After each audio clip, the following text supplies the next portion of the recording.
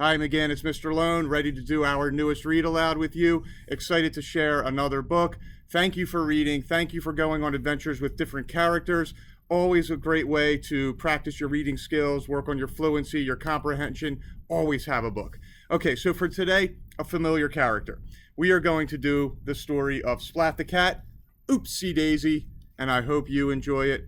Away we go.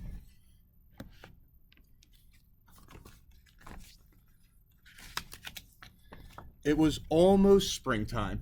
The weather was getting warmer, but the sky was still gray and rainy. Splat thought being stuck inside was a waste of a Saturday afternoon.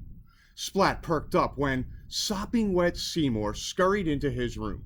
Seymour was carrying a weird-looking seed. "Where did you get that?" asked Splat. Seymour held up the seed and stared at it. Then he shrugged again. "I wonder what kind of seed it is," said Splat. "It could be anything." "Well, there's only one way to solve this mystery, Seymour. Let's see if we can make it grow." "I think we need to plant it first," Splat said, "but I've never planted anything before. Do you know how to plant a seed?" Seymour shrugged. "Okay then, let's go to the library to find out," Splat announced.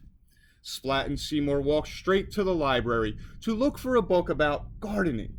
The only problem was that there was so much information.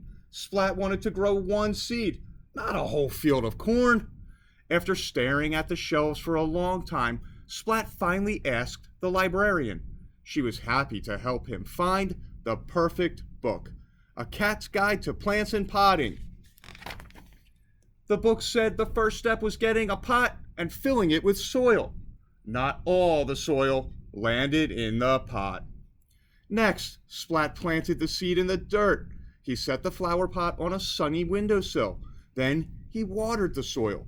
Not all of the water went into the pot. Splat checked the flower pot every day.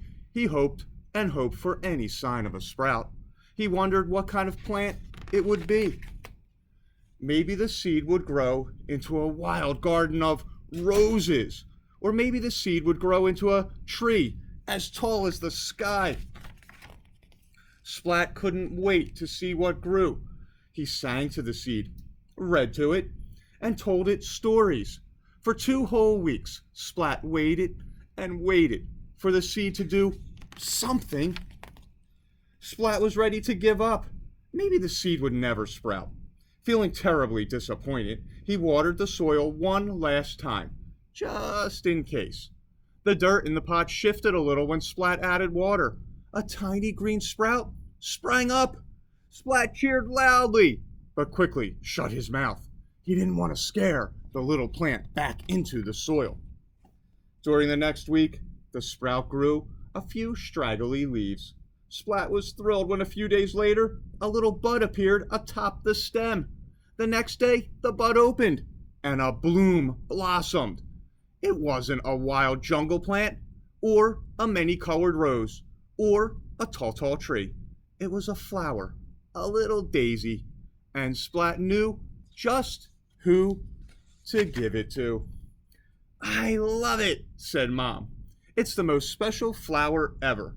Splat smiled as he hugged his mom. "I grew it myself," Splat said, with a little help from Seymour. So McGinn, I hope you enjoyed that story. Always fun to see what Splat is up to. McGinn, have an awesome night. We have a couple more read-alouds ready for the week to come, and I will talk to you soon. Have a good night.